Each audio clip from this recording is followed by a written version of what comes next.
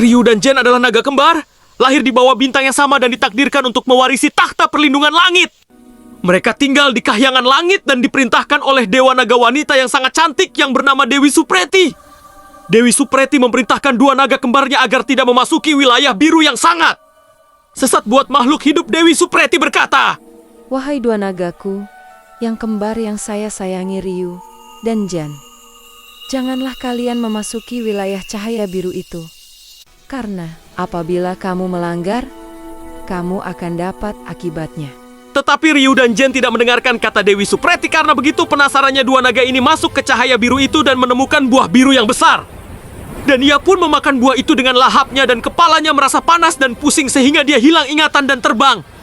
Turun ke bumi menyerang istana kerajaan manusia serta desa pun diserang dan membakar rumah penduduk serta istana pun dibakar. Sampai hancur rata dengan tanah. Malam itu, desa Aerilon tidur dalam damai yang rapuh. Hanya cahaya dari lentera minyak yang menerangi jalan setapak berbatu. Ketika tiba-tiba, langit malam terkoyak oleh suara yang mengerikan, suara sayap bersisik yang memecah kecepatan angin. Para penduduk berteriak panik.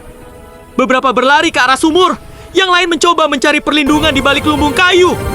Penduduk desa berlarian ketakutan dan banyak korban berserakan di jalan dan ada yang terbakar angus. Rumah-rumah penduduk terlihat terang akibat api yang sangat dahsyat membakar rumah. Naga kembar ini berpisah, ada yang menyerang desa dan ada yang menyerang istana.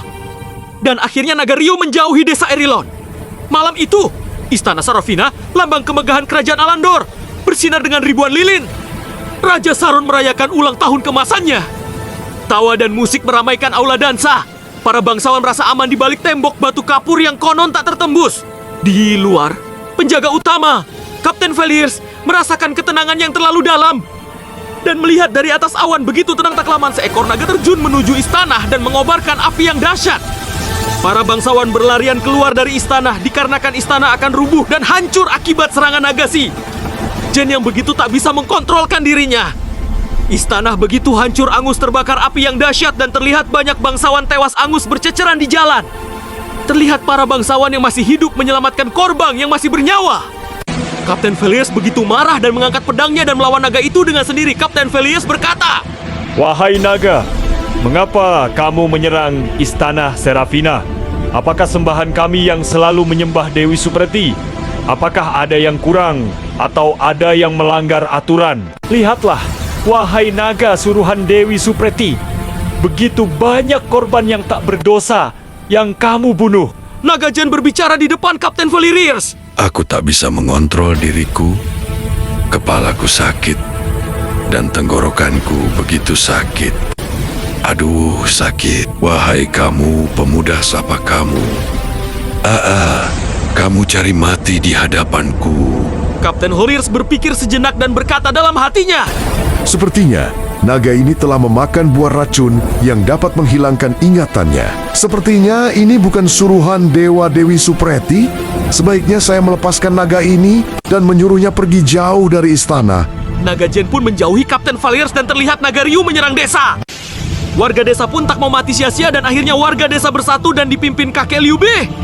Kakek Liu Bei memberikan arahan kepada warga. Wahai para warga, kalian harus mendekatkan pedangmu dan panaskan ke obor biar naganya takut menyerang kita. Sang naga Ryu pun teriak merasa sakit akibat racun yang ada di tubuhnya. Aduh sakit, mengapa kepalaku ini dan tenggorokanku yang begitu pengen mengeluarkan api dalam mulutku?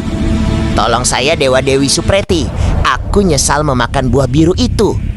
Penduduk pun begitu berusaha membunuh naga itu dan kakek Liu Bei mengarahkan untuk mundur. Kalian para warga menjauh dari naga itu. Biarkan naga itu pergi. Naga Ryu pun mengeluarkan sayapnya dan menjauh dari penduduk dan pergi. Tak disangka naga Ryu bertemu dengan naga Jen yang tak saling mengenal sehingga dia berkelahi dengan dahsyat sambil mengeluarkan api yang sangat besar. Siapa kamu yang menghalangi jalanku? Siapapun yang menghalangiku akan saya bunuh. Naga Ryu pun membalas perkataannya. Hei, siapa yang menghalangimu? Wahai orang asing ini jalanku dan kamu tiba-tiba melewatiku. Jadi kamu yang menghalangi jalanku. Dasar orang mabuk, rasakan ini. Jadi kamu menantangku, wahai pemuda. Baiklah, kalau itu maumu rasakan ini. Akhirnya naga Ryu dan naga Jen saling menyerang dan mengeluarkan apinya ke lawannya. Tiba-tiba Dewa Dewi Supreti turun ke bumi dan melihat naga Ryu dan naga Jen berkelahi. Dewa Dewi Supreti memisahkan si naga kembar ini dan mengobatinya, dan akhirnya naga kembar ini pulih dan mengigat dirinya kembali. Dewa Dewi Supreti menegur dua kembar naga itu. Wahai dua nagaku, mengapa kamu seperti ini? Mengapa kamu telah melanggar perintahku? Lihatlah, yang kamu buat begitu banyak korban yang tak berdosa. Kamu hancurkan desa dan istana merekah. Maafkan kami. Dewa Dewi Supreti. Kami telah melanggar perintahmu. Kami siap mendapatkan hukuman darimu. Sang Dewa Depi pun membawa dua naga ini menuju kahyangan untuk memberikan hukuman.